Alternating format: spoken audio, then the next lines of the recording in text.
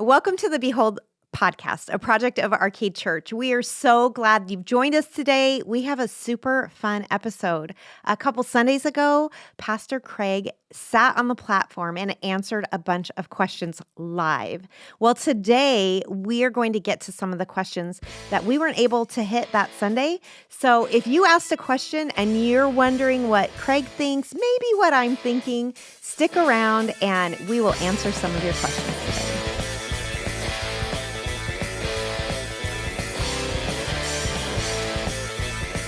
Hey, Craig. How you doing, Beth? I'm great. Good. It's a special week for you, right? I mean, yes. It's birthday week. It is. So happy birthday in advance. Thank you. I'm excited. I don't know when this drops, but it's going to drop way after your birthday. But, we like you around here. We're glad you're here. That kind of stuff. I love being here.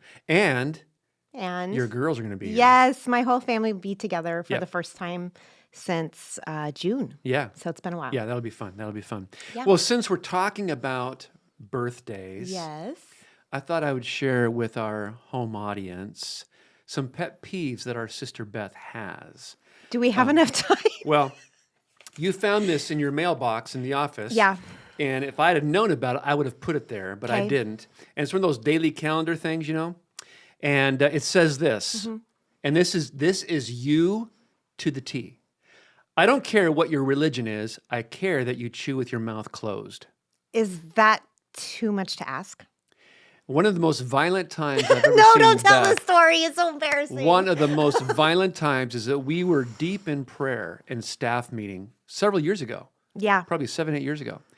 And one of the staff members had brought, as a snack, some corn nuts. Not just some corn nuts, like 17 varieties of corn nuts. 17 different varieties of corn nuts. And so around the table, you can imagine the sound of those corn nuts being chewed on and stuff. And we had a wonderful staff member who didn't mind closing their mouth when they were chewing. Right. And when that happened, I have never seen you move so quickly. I mean, you literally jumped over the table and you grabbed the corn nuts from this person whom we love. I grabbed all the corn nuts You off the grabbed table. all the corn nuts. So embarrassing. And we haven't had corn nuts since. I've confessed the sin, Craig. Well, I think a lot of us still have trauma from that event because we've just never seen angry Beth before until that moment. Yeah. Not my finest, shiniest. Well, it's still fun though. But anyway, this definitely rings. This is you. Yeah, that totally is. Yeah, like I this saw is it and you. I'm like, yeah, Yep. my friends know me. Yep. That's Okay, right. so enough about me. What's your pet peeve or one of? I just love people, Beth. I don't have any pet peeves. I love people, all kinds. Do you love? Nothing ever irritates me. Do you love when people show up late? Well, I mean, that's Dr. Hardinger? because I think that's what Jesus would hate. No. What I don't mind a person who is usually prompt to being late. Right. Because I know that something happened. Right. But it's the individual that is perpetually late drives me crazy. And the person who's perpetually late and has a Starbucks in their hand. It's like, come on. Yeah. And then bring you anything. Well, that too. If you're going to be late, Right. bring us something. Yep, that's right. I think I'm sure I have more. If Debbie were here, she would probably take the whole show. Well, to and talk I do about too. I mean, pet peeves, but that's the one that bugs me the most. Yes. It's just, I hear my dad saying, late people are selfish people. Late people are selfish people. That's what, I can't get that out of my head. well, and like you have a saying about 5 minutes early or on time's late and 5 minutes early is on time, something like that. Something like that. Yeah. Yeah, I do value being on time. I think it's important. It is. It's it an is. easy way to show other people you care about them. Yep, it is. It is.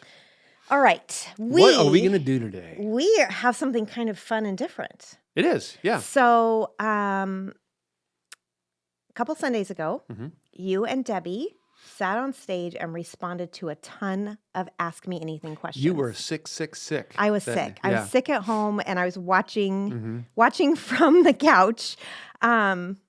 And you guys did a great job. Like, Oh, thank you. I was so pleased with your answers and how brave you are to just take on these, because you literally don't know the questions ahead of time, especially with the Slido app that we were using. But what was really cool is we were able to capture all of those questions. Yes. And there's 160 questions. 160. I couldn't believe it. When Chad gave us the schematics yesterday, I didn't realize we had that many questions. And some of them are fun, like MJ or LeBron. Yeah. So which one? I have no idea who those people are. Michael Jordan or LeBron James? I was kidding. But I was a little worried. I'm like, I see, if it's baseball or football, I'd answer that. I just don't care about NBA. Okay. I just don't care. Okay. So I think they're fine. I think LeBron flops and Michael Jordan would never. Oh, Michael Jordan would never flop. That's true. And LeBron James is always like, How does he go? Suck it up, Buttercup. You're in the NBA. Stop flopping. So MJ would be my answer to MJ or LeBron. Are you sure? Because that's not like you to not have an opinion. So, Okay. Another pet peeve of yours is right. Beth's opinion. Yeah. Okay, so speaking of questions, we copied and pasted all 160 questions, took out the ones that you and Debbie responded to, and then we kind of categorized them into some topics or categories. Whatever. Well, you did, which I really appreciate. You did a good job with that. So today we're going to address questions we put in 2 categories, tough questions and politics. Yep. So... And can I just say, because people are asking, why don't you look at the questions before they're asked? And the reason for that is, I think that it is to try to be transparent, and then also it kind of that 1 Peter chapter 3 verse 15, be set apart Christ as Lord in your life, always be prepared. And so I want to convey that, because let's face it, when we're asked like we've looked at these questions already, right. And our listeners are going to know that we have somewhat of a canned response. And that's fine. There's nothing wrong with that. Every Sunday when I preach a sermon, it's a canned response to that passage. You've prepared it. Yeah, I've prepared. But I think sometimes it's healthy just to shoot from the hip. And sometimes what comes out, like even Sunday with the Ask Me Anything Sunday, I drove home thinking, oh man, I should have said that. I should have said this, or I shouldn't have said that. Right. And I think that there's some transparency that happens with that. It's definitely not to show how much I know. In fact, it reveals how much I don't know. It's not the Bible Answer Man show. No, it's not. It is not.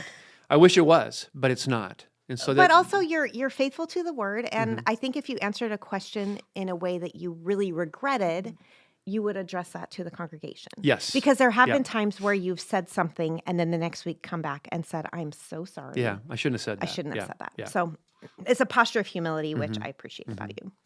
All right, so let's jump in to the first tough question. How should I respond to non-believing friends when they ask why God allows school shootings and other mass shootings, such as the one in Kansas City? That was from the Kansas City Chiefs celebration day, right? Which I think it sounded like it was like a disagreement between 2 people, and then they were shooting at each other, and the bullets aren't discerning. Yeah. So, unfortunately. I think the key here is, we haven't really talked about this one, so this will be a spontaneous one, is the non-believing friends. Yeah. When they ask why God allows. And I think that's an opportunity for this individual, whoever asked this question, to say what we're seeing in Kansas City, what we see with the evils around the world, and even in our own home, is simply humanity's way of saying we want our lives and we want God out of it. I think Romans 1 talks about that when Paul is listing all of these things that God has done and we've ignored him. He's revealed himself and we buried that revelation because we don't want him. And so what we see with Kansas City shootings and any other shooting and any other violence, any other evil in the world that doesn't even include violence, is simply humanity saying, we don't want God. And this is what you get. And so God is simply giving people what they want. It seems hypocritical for a non-believer to blame God for something when they don't believe him anyway. Right. They don't. And I'm not sure if that's the tenor of the question, but I don't know. What do you think? Well, I think I would agree with that. And I might add, God is grieving more Yes. than we are. Good point. Yeah. This makes his heart more broken than it makes. That's not good grammar, but you understand what I'm trying to say. Like, God is love. Yeah. And death and tragedy and mass school shootings where children are terrified. Do you think that doesn't break the heart Yeah. of this Father that is love? Yeah. It does. But if people don't understand that God is love, they're not going to understand that either. Right. So Yeah. it's tough when it's someone who's not believing and feels like this is maybe a barrier to belief. Yeah. So, God has given us a world that we want. And in the world that oh boy. and in this world that he's given us, it's going to have shootings, it's going to have evil, it's going to have despicable things that humanity does to humanity. And all the while, he reigns in control over that. He is sovereign over that, but he is giving us a taste of what we desire. And we don't want a world with him in it? Fine. Yeah. This is what a world looks like. I think that's one of the reasons why in Romans chapter 1, Paul says the wrath of God is being revealed against all the godlessness and wickedness of humanity. What we are seeing with the Kansas City shooting is the wrath of God. Yeah. It's God saying, you want a world without me? Here it is. And that's his judgment. And that's why we as a church, we've been planted in these places to be that outpost where we can be emissaries. And so I pray, for example, with the Kansas City shooting, that the churches in Kansas City come around this and be able to be ambassadors of Christ, reconciling people to God. Beacons of peace and Yes, hope. absolutely. Yeah. Good question, though. Yep. But one that's a very common question. Okay, the next one, we talked about Super Bowl commercials a couple episodes ago, but this one is, what are your thoughts on the He Gets Us campaign? If you don't know what that is, some wealthy Christians or organizations have put out these commercials called He Gets Us, and they're a little thought-provoking, Very contemporary. Very contemporary. They might rattle your cage a little, which same. But the point is hoping people will check out the website and then get connected in local churches near them and come to find Jesus. Yeah. But again, it's a little controversial. What do you think about it? I don't know. I mean, I think anything, for me, it goes to what Paul said in Philippians chapter 1. He's in prison, and he hears that there are some people preaching the gospel who don't like him. They're against him, maybe his personality or maybe his approach or his methods of evangelism. They don't really appreciate Paul. And apparently he's asked to respond, what do you think about those guys? And he says, all I care about is the gospel. He's kind of like, so what? Yeah. Now, the gospel is not going out with the He Gets Us campaign. I think that's by design. These are people who believe the gospel, but their intent is basically, it's clickbait. They want people to Google He Gets Us campaign, where the gospel is presented, I understand, or they want to Google Jesus and that kind of stuff. And so if the purpose is to raise curiosity about our Messiah, I'm all for it. Would I do it that way? I'd probably be a little bit more pointed. If you're going to put, I think we talked about this, at $7 million per 30-second spot. It seems to me that they can be even more pointed and more deliberate with the gospel than just creating curiosity about Jesus. Right. Yeah. But you know what? These are brothers and sisters in Christ. They're using their money in a way that, Lord willing, builds the kingdom. And so go for it. Can I say something kind of bratty? Well, why? It's just Wednesday. So yes. Sometimes I wonder, people that kind of pick apart something like the He Gets Us campaign, I kind of want to ask them, okay, what are you doing? What are you doing to advance the gospel? That is so bratty. I mean, it's kind of... It's good, though. I think you're right. Absolutely. It's easy to say, you shouldn't do that, and you shouldn't do that, and you shouldn't do that, and you shouldn't do that. All the while, you're sitting at home... Criticizing the ones who are doing it. But doing nothing. Yeah. So, there's the bratty Beth of the day. I mean, when I see them, I appreciate them. I thought the ones... You corrected me on one of them when we were talking about... the foot washing one. The foot washing one. And you know what?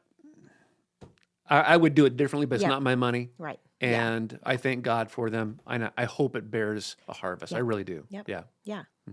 Okay. This one's worded kind of interestingly. Oh, yeah.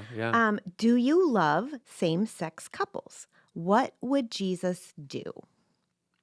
I think this might be, it may have been I could be wrong, whomever asked this question, but this may be in response to a question that I responded to on that Sunday I mentioned about a month ago that same-sex marriages are fiction.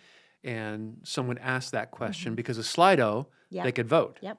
And so that got a lot of votes. And so it might be that this is in response to that, because they might think, since I think that same-sex weddings are like those marriages aren't marriages. they're not marriages, they're fiction, that I don't love them.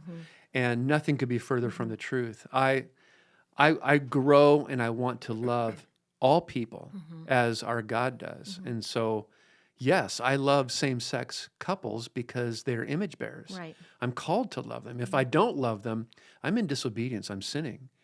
But I also, because I'm under the authority of God's word, I just can't reread my Bible or rewrite my Bible to make it look like I'm more loving.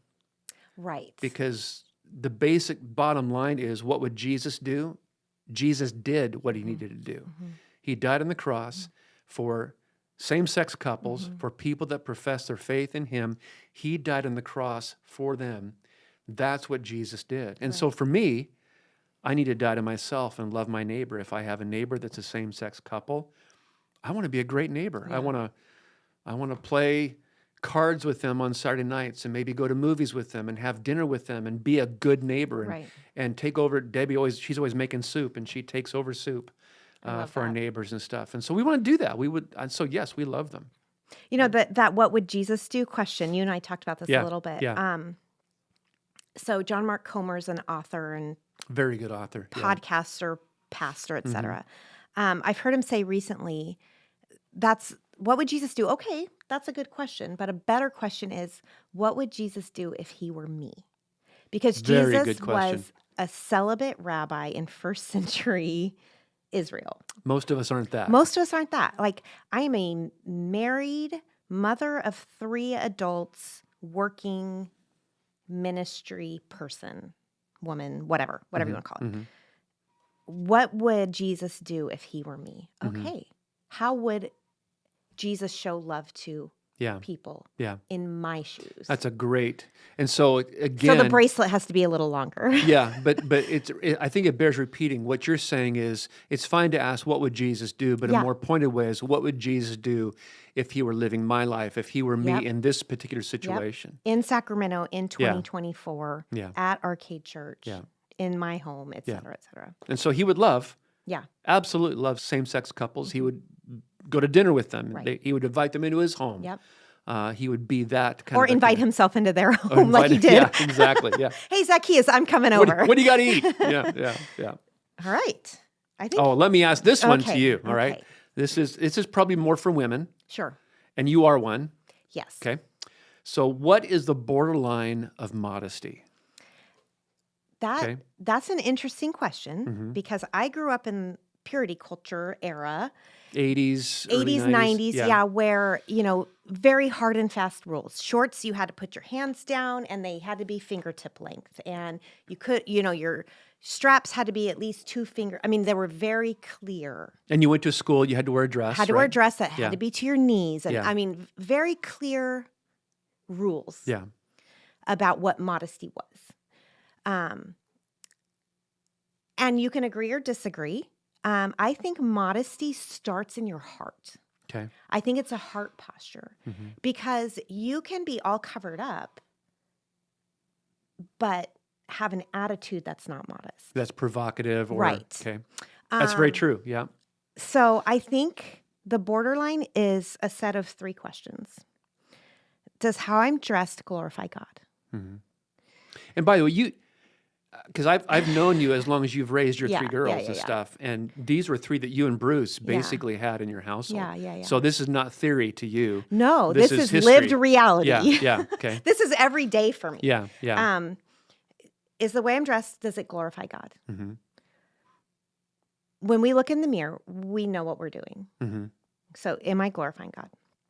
Am I dressed appropriately for the occasion? Mm-hmm. Am I going to the beach? I'm going to wear a bathing suit. Mm-hmm. Am I going to the mall? I'm going to dress like I'm going to the mall. If I'm going to be around, certain people, I'm going to dress a certain way Okay. because I'm going to dress appropriately for the occasion. Mm-hmm. And then number 3 is, am I drawing undue attention to myself?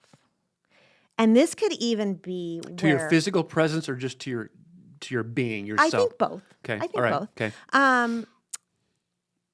Like I think about, there was a reality show where there was a very conservative, large family, and the mom was water skiing basically in like leggings and a dress. What? On purpose? Yeah, because that was modest to her Okay. to be that covered up. Okay.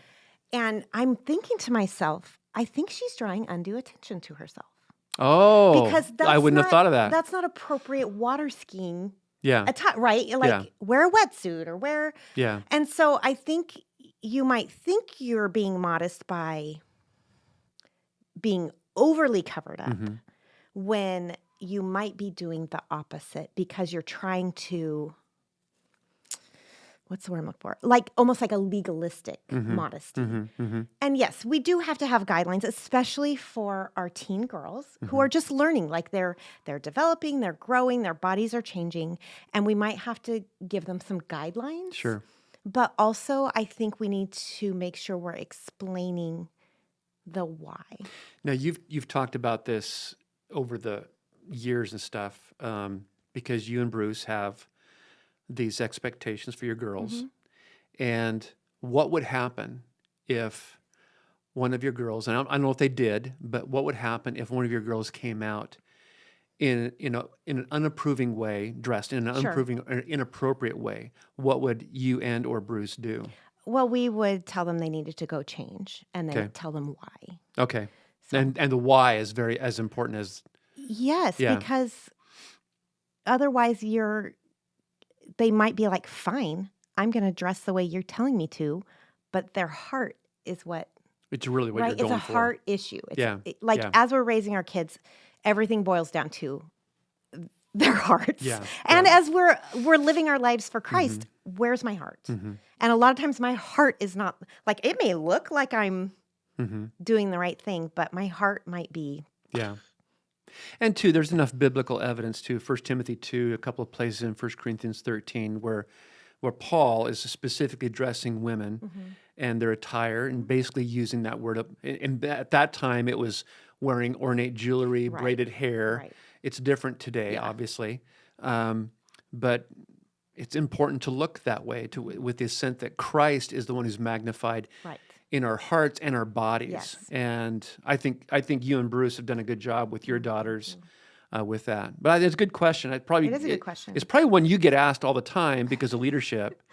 But it's tough. It's tough because you don't want to be legalistic, but also sometimes you just have to have rules. Yeah. Like, we're going to camp and there are rules about Yeah. what you're going to wear or not going to wear. And I didn't have a daughter, but I was very concerned about the girls that my son would hang around and kind of stuff. I don't know if we would say anything. Debbie might, but I don't recall we ever had to. But I think that would concern me is modesty, and usually, let's face it, that is directed primarily to females. Right. Yeah. Right. But there are definitely certain things about men where we can be able to. Sure, men can get up and say, "Is what I'm wearing bring glory to God? Am I drawing undue attention to myself? Am I dressed appropriately for the occasion?" And I think a lot of it, being the father of a son, a lot of it isn't modesty. It's just cleanliness. I mean, go take a shower. Man, don't look like you rolled out of bed. Come on. Wash your hair. Combing your hair with buttered toast or something. Man. All right. Okay. All right. Enough of that one. All right. Moving on. I think it was a good response. Thank you. Okay. This one's kind of interesting, a little provocative. How should I go about telling people that what our society and schools teach is abominable and disgusting when it is all they know? Those are pretty strong words. Yeah. And my first reaction, I think, was yours when we were talking about this, is what makes you think you need to do that? Yeah. Especially because you made the observation earlier, this person asked, and we're reading between the lines, right? And so we may be completely off, but it looks like you've made the decision to not be involved in public school education. That's what you brought up? Yeah. So definitely, you don't have a platform to talk about that. And because you've chosen to take your child out of public education, put them in private or home education, that's great. That is a call that you need to make with your children, and you've made it, and that's good. I'm not sure it does anyone any good to point out the abominable things that are going on in public education, primarily because it's for a God and country anyway. It's not being hidden. Right. It's out there. They see that. If they don't see that, it's probably because they don't believe in Jesus, which is more important than the abominable school education. Yes. They don't see with spiritual eyes, maybe like the person asking this question does. Right. And they might think it's perfectly normal to have their kids talk about gender issues in 5th grade or 3rd grade or whatever. Right. And you don't. And I'm not sure it helps for you to point that stuff out. Well, the thing about this question, and again, reading between the lines, how do I go about telling people? Right. So it's a place of like almost finger pointing. Not much of a conversation. Not a conversation. I'm thinking about your politics sermons where you're like, I want to have a posture of curiosity. Yeah. And this question doesn't sound like this person maybe has that. Yeah. They've made up their mind and they've decided what. And they're going to evangelize everybody about how evil. By telling. Yeah. And so I would ask this person a lot of questions, like, what makes you think that? Who are you listening to? What's your news source? What do you mean by abominable? Just try. You'd be asking the person asking the question. Yes. Yeah. And maybe try to get them to see that not everything schools teach is abominable and disgusting. Right. I mean, and there's a lot of Christian public school teachers and principals, and we have them in our church. And I think that this kind of posture, which again, reading between the lines, does not come across as humble. No, I agree. Okay. Yeah. Okay. And if you ask that question and you don't like that response, we totally understand. We get it. But email Craig. Yeah. But the way it's worded, it seems like like you pointed, you're going to point the finger and you're going to tell them. Yeah. And that rarely goes anywhere. Yeah. So. Okay, next question. Did God ever condone genocide in the Old Testament? Well, can I be snotty here? Yeah. I think God condones genocide in the New Testament because all death is from God. Sin came into the world, and the result, the judgment of sin, is everybody who sins dies. Yeah.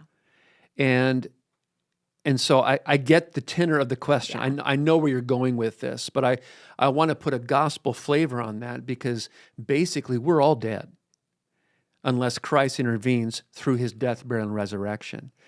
And the fact is, as you're going back to the Old Testament, which is the tenor of the question, you're going to the Canaanites, the Amalekites, the Hittites, all of these other ites that God commanded the Israelites to obliterate. Judgment came upon them. In fact, in Deuteronomy chapter 9, for example, God is saying, I'm calling you to destroy these nations because of the wickedness that they've done. And so I think that's very, very important that we understand is that God does not condone just going and killing innocent people because there's no such thing as innocent people. Yeah. We're all guilty. Yeah. And so I recognize that we tend to want to think that God is guilty of wiping people out. And what makes him any better than the Germans or the Russians who try to wipe away the Jews and all that? The truth is we're all guilty before God. And the penalty for being guilty is death. We're all dead. But the beauty of the gospel is that Jesus Christ has taken on sin and taken on death on our behalf so that we can be able to have life eternal. That's the good news. Yeah. All right. But genocide is, human race is judged. And if it weren't for Christ, we'd all be dead. That may not be what they want to hear. That's all right. But that's... Again, you can email Craig. Yeah. Thank you. Thank you so much. Actually, email us, behold@arcadechurch.com. Yeah. If you're not satisfied with the answers or if it's triggering more questions, just, Or we misread your question, yeah. Which is very possible. Yeah, there's no tone in No, yeah. in written word. All right, the last tough question, and then we'll jump to politics. The world made by God is overpopulated, of which we are the stewards and have dominion. How can there be a mandate to multiply? I get this question from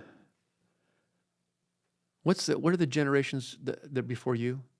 Millennials, Gen Xers, and Gen Zers. I hear this more from them than any other generation, due in large part because they're in childbearing years. But also, the world. Who says the world's overpopulated? We are stewards of the world. Yeah. And we do have dominion over the world. Yes. But who says, when you look at the starvation and the famine that's caused around the world, many times that is man-caused. Yeah. Governments cause those things. And for example, the Dust Bowl, but when my grandparents moved to Idaho from Iowa, they left the Dust Bowl. Well, what was the purpose? Was the Dust Bowl a judgment of God? No, it was because it had been over-tilled, and typical winds come in and they create these storm clouds of sand. Yep. And that was man-made. Yeah. The Irish potato famine was man-made. Yes. And so, there are environmental issues that go on, but I would never say that this world is overpopulated. We do need to be good stewards. Yeah. And we do need to think about our choices and how they affect the world around us. But that's all I'm going to say about that. but that does not negate the mandate that God gave to Adam and Eve before the fall, is go and make more of yourselves. Yep. That hasn't stopped, and nor should it stop. And I'm speaking as a grandparent. Right.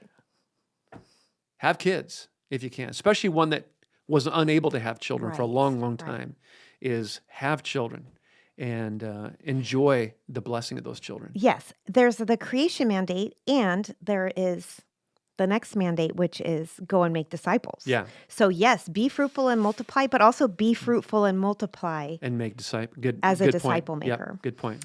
Okay, politics. We have 2 politics questions. Here's one that references Psalm 1. Yeah. I kind of like how this question's worded. It was very worded very well. How do we choose between 2 candidates who are both walking in step with the wicked, standing in the way of sinners, and sitting in the company of mockers? Again, it's a well-articulated question. It is. You don't have to choose, right? No, you don't have to choose. I mean, if you want to vote for, in this case, I'm assuming they're talking about the presidential candidate. If you want to choose, in this case, it sounds like it's going to be Biden and Trump, unless something happens. Then I mean, both of these men, in my opinion, have proven that they're in the company of mockers, that they are in the company of the wicked. Yeah. And am I making judgments? I'm making judgments based upon word and deed. Yeah. Of many, many years of seeing these men live out their lives. And you don't have to choose between these two. You can leave it blank. Yeah. In fact, I've fantasized what would happen if the evangelical community in America, this would never happen, but we all banded together and we told the Republicans and the Democrats, no. We're not going to vote for either one of these guys until you put together candidates, men or women, who reflect your platform, your party platform, and then we can decide about the platform as opposed to the integrity or the wickedness of both candidates. And then you throw in the age of both, and that's a problem as well. So well, and then also, I was on the treadmill at the gym this morning, and I just happened to glance up at the TV that had the local news, and they were reporting on. Did you just virtue signal? No. Yes, I was on the treadmill in the gym this morning, and after about 2 hours on the treadmill... No. Well, I would die. Sorry. So anyway, I was at the gym this morning. No, I'm just teasing, but I was. Yeah. But I look up at the TV, and there's this graph, and it shows, like, the voter turnout for, 65 and over. And then it goes down younger.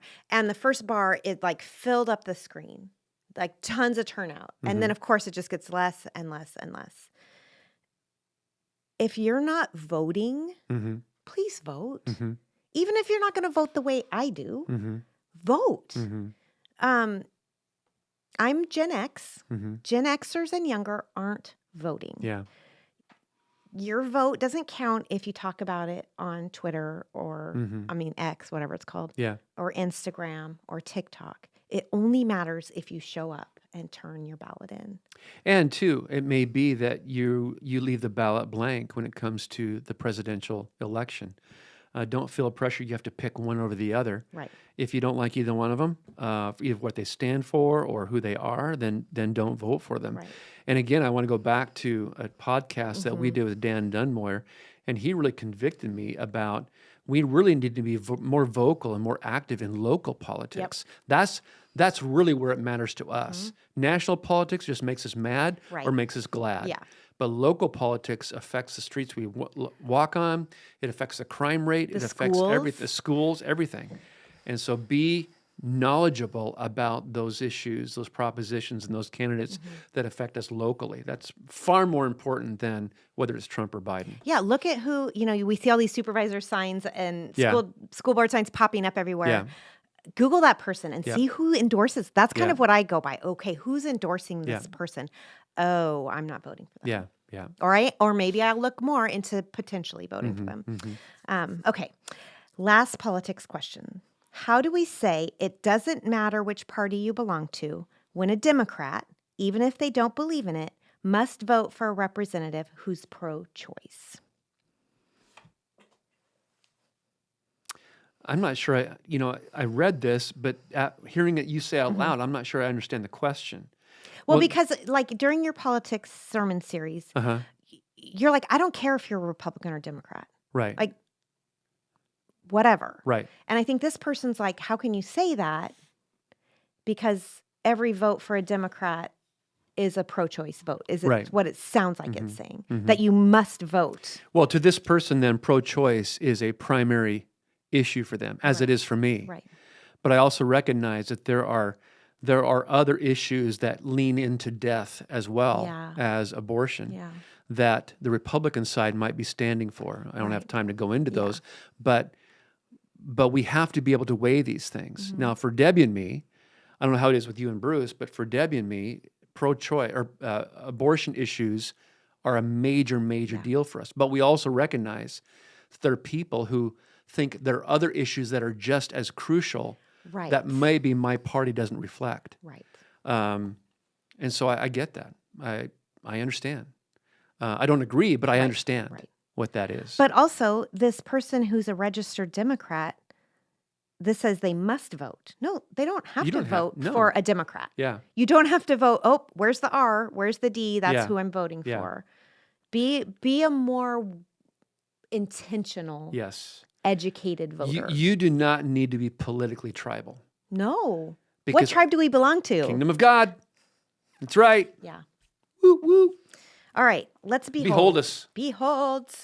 I'm in Hebrews 11, the whole faith and action chapter. All these questions, that's where it boils down to. It comes down to right? faith, yeah.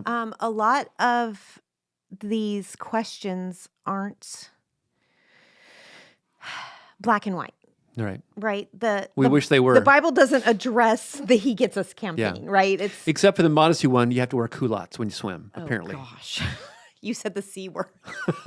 I hate culottes. Oh. Okay. Anyway. So Hebrews 11, I'm going to read verses 1 and 6. Now faith is confidence in what we hope for and assurance about what we do not see. And without faith, it is impossible to please God, because anyone who comes to him must believe that he exists and that he rewards those who earnestly seek him. So as you're wrestling, earnestly seek God. Yeah. Ask him for more faith or a deeper faith. He's going to give that to you. I think of the man who's like, I only have a little faith. Give me more. Yeah. I know that's not exactly how the Bible says Help it. my but unbelief. Yes, Yes, thank you. yeah. Help my unbelief. I believe, Jesus will give you the faith you need. Yep.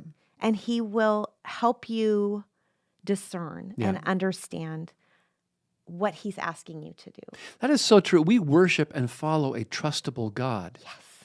We can trust him. Yep. Even in those areas where we just don't know to go left or right, we can trust him, that whether we go left or right, that he will lead us in a straight path. Yeah. That's the beauty of this. Yeah. Yeah. Jesus is worth putting your faith in Yep. and trusting and being earnest in your Yep, faith as that's you follow right. him. Good. I love that. All right, so that concludes this portion of the Ask Me Anything Yeah. follow-up. We have a whole bunch more questions we'll get to at a Yeah. later date. If you are listening or watching, please subscribe to the podcast. Give us some reviews. Email us, behold@arcadechurch.com. We finally got that one right. I Good. know, Okay, it took yeah. 17 tries. We haven't said that in a while. But we would love to hear from you. We'd love to interact with you. Let us know what you think of our answers, but be kind, Yes. please. We're sensitive that way. But we'll see you next time. Thanks for listening. Bye.